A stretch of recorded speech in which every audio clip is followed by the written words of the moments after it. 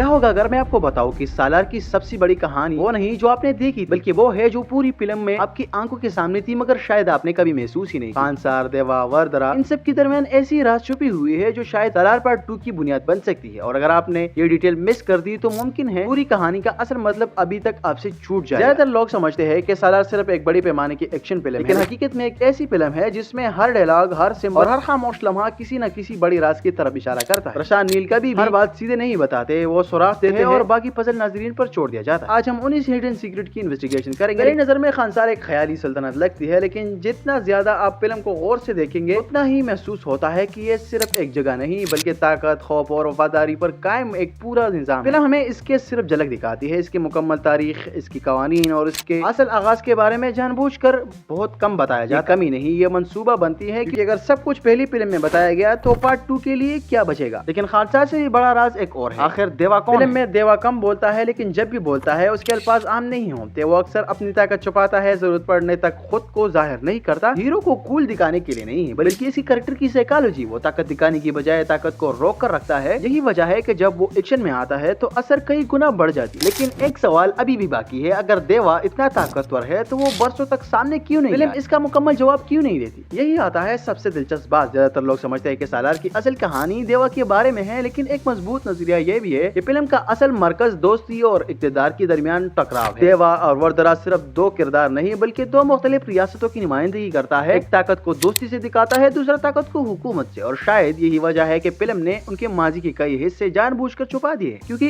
इसके कुछ emotional angle अभी भी बाकी। सालार में हिडन सीक्रेट सिर्फ ईस्टर एग नहीं, वो मुस्तकबिल की कहानी के बीच कुछ राजों के जवाब पहले फिल्म में मिल जाते हैं, कुछ के इशारे मिलते हैं और कुछ सवाल जानबूझकर खुले छोड़ दिए जाते हैं। ये बात वाज़ेह है कि प्रशांत नील ने पार्ट 1 को एक बड़ी कहानी के बुनियाद के तौर पर डिजाइन किया, लेकिन ये कहना है कि हर फैन थ्योरी लाजमन सच नहीं है। और शायद सबसे बड़ा राज अभी भी वही है, क्या देवा की पूरी हकीकत हम जानते भी है या हमने सिर्फ इसका एक हिस्सा देखा है? अगर सालार वाकई सिर्फ आगाज था तो शायद हम अभी इस दुनिया के सतह पर ही खड़े हैं। असल गहराई भी बाकी है। आपके ख्याल में सबसे अहम हिडन डिटेल कौन सा था और कौन सा राज पार्ट 2 में सब कुछ बदल कर रख दे? हमारा अगली वीडियो सालार के दो बड़े क्वेश्चन के बारे में होगा। तो मैं एक न्यू वीडियो के साथ, तब तक के लिए खुदा हाफिज।